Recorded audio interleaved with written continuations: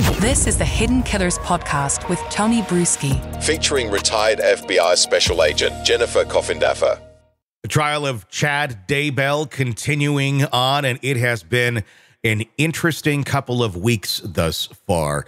John Pryor doing his best to represent him, although I think his approach may start to feel like nails on a chalkboard to some, and I'm wondering about the jurors as well. Joining me to discuss, Jennifer Coffindaffer, retired FBI Special Agent. What's been your takeaway thus far now that we're a couple weeks into this thing?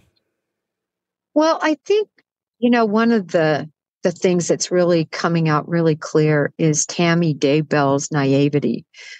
Just her really not understanding that somebody was trying to kill her, even after a guy came up to her in her car with a gun that she just presumed must be a paint gun, and pointed it at her.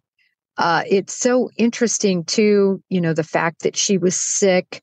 And I believe that the reason this happened on this day at this time, in terms of when he decided to suffocate his wife, I believe it happened because she was weak. She was very sick and she was in bed.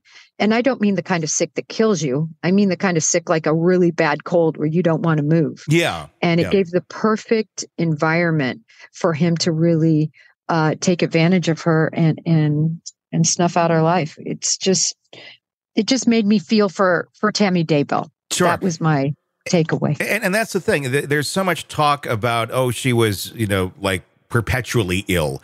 But she was walking ridiculous amounts of steps, healthier than I think a lot of people, quite honestly, taking a lot of supplements and things of that nature. But there isn't a lot of evidence to show that she was, gravely ill and about to die the way that Chad Daybell has described it. But yes, when you're down and you're ill, you have the flu, a cold, whatever it may be, that, I guess, is the time that one could strike.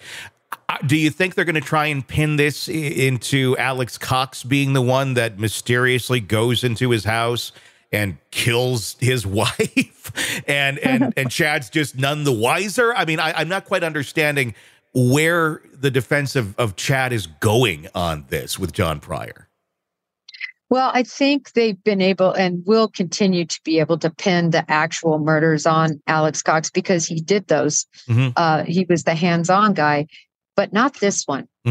Not this one. This was in her bed, I believe, and I don't think a jury is going to buy that anyone other than Chad Daybell was directly responsible for her death. The big hurdle, though, I will say that they have is the fact that initially it was ruled accidental. It wasn't ruled a homicide in terms of the manner of death. And anytime you have something like that, where initially an enemy says something and then they go back, it's in the body, and then relook at everything, and then they say, it's homicide. I think that, the jury has to look at that and consider that.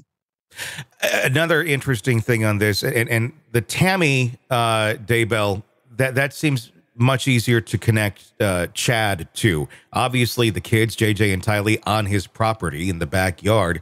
But we haven't seen a lot yet that directly ties Chad to those murders. We've seen, a lot of talk about, zombies and bizarre thinking, let me send you an emoji and you have powers back, all sorts of craziness. But are we going to see better ties to him actually carrying out the murders? Well, I think one of the pieces of evidence that I really like is the burying of the raccoon, and what's going on back there. And True. It's not a raccoon, of course. It's Tylee. Yeah. And so I think that that's a nice, strong piece of evidence. I think the other thing is just a jury looks usually at things through their eyes, and they're going to say, okay, what person has a property and doesn't realize, bodies are being burned and dismembered and are in my backyard and in my pet cemetery? I think people really look at that, and they're allowed to consider the evidence through their eyes. That's what they're called to do. So I think that's going to be an interesting piece, is just no way could this happen without his knowledge based on the text messages. And then I also like the fact but I see what you're saying. The exact, him being involved, they're going to have to tie together all the circumstances, but just the way he capitulates at the end, to his daughter. Here you go. I'm going to jail for the rest of prison for the rest of my life. Yeah. Tidy up. That was very, telling right there, where I'm not coming back. You better pay the mortgage. Very much consciousness of guilt.